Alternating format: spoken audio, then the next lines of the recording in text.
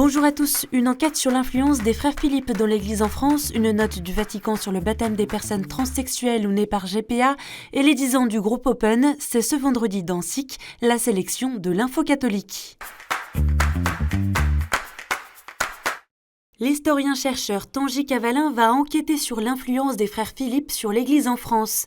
Il a été missionné pour 2 ans par la Conférence des évêques de France et la Conférence des religieux et religieuses de France pour encourager un travail d'histoire confié à une commission interdisciplinaire indépendante. En janvier 2023, Tanguy Cavallin avait publié une enquête historique de fond sur les agissements des frères Thomas et Marie-Dominique Philippe au sein de la province dominicaine dont ils étaient issus et de leurs fondations respectives à l'Arche, l'Eau Vive et la Congrégation Saint-Jean.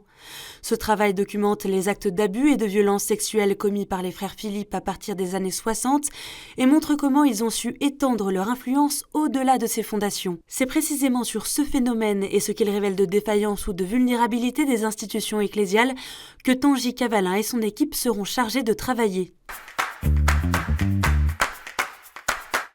Mission, synode, lutte contre les abus subis par des personnes majeures, relations avec les musulmans, retour des JMJ, voilà quelques-uns des sujets traités par les évêques de France durant leur assemblée plénière d'automne à Lourdes. Dans son discours de clôture ce mercredi, Monseigneur Éric de Moulin-Beaufort a présenté les 3 appels lancés par l'épiscopat français. Dans le premier, adressé à la France, les évêques expriment leurs inquiétudes concernant le projet de loi sur la fin de vie, de la loi sur l'immigration et de l'inscription dans la Constitution du droit à l'avortement. Le président de la Conférence des évêques de France a ensuite relayé l'appel aux jeunes et l'encouragement aux prêtres et aux diacres. Enfin, les évêques français ont lancé un appel à la paix. Nous condamnons toute prétention à faire la guerre au nom de Dieu. Les flashs et directs de l'Assemblée plénière sont à retrouver sur ktotv.com. Ce mercredi, pendant l'audience générale, François a rendu hommage à Madeleine Delbrel, assistante sociale, écrivaine et mystique du début du XXe siècle.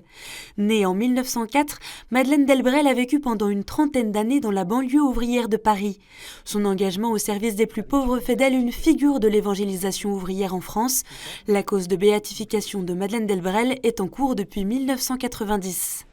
Madeleine aveva il cuore continuamente in uscita e si lascia interpellare dal grido dei poveri.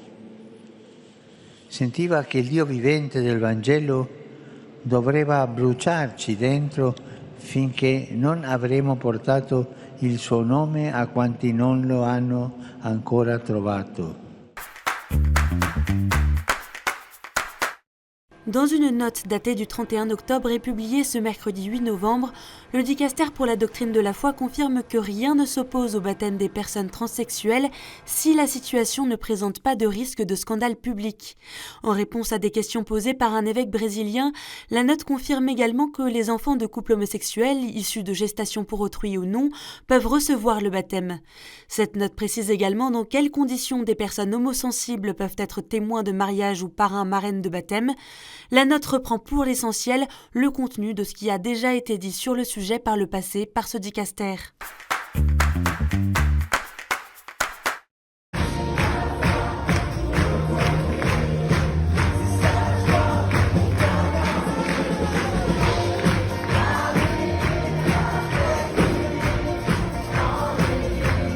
Le groupe de louanges chrétiennes Open a fêté ce mercredi ses 10 ans.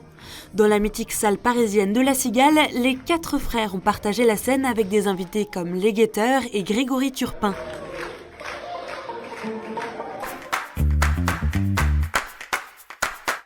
Et en bref, au cours de leur assemblée plénière, les évêques de France ont voté l'ouverture de la cause en vue d'une éventuelle béatification de 2 personnalités marquantes du XIXe siècle, dont Prosper Guéranger, moine bénédictin à l'origine du grand renouveau liturgique du XIXe siècle, et Monseigneur de Miolis, c'est l'évêque de Digne qui a inspiré Victor Hugo pour le personnage de Monseigneur Bienvenu Myriel dans Les Misérables.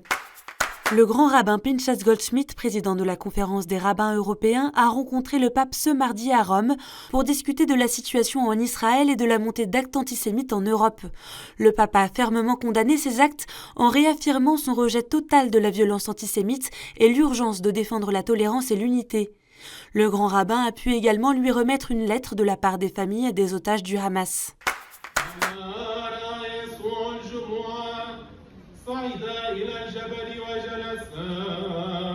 Les béatitudes en arabe, c'est ce qu'ont chanté ensemble les chrétiens de Jérusalem, rassemblés pour prier pour la paix ce jeudi 9 novembre, un mois après le début de la guerre. Une soirée présidée par le patriarche latin de Jérusalem, Monseigneur Pizzaballa, qui les a encouragés à ne pas perdre l'espoir de la paix. À la fin de la prière, tous ont allumé des bougies devant une image du Christ en priant le Notre Père.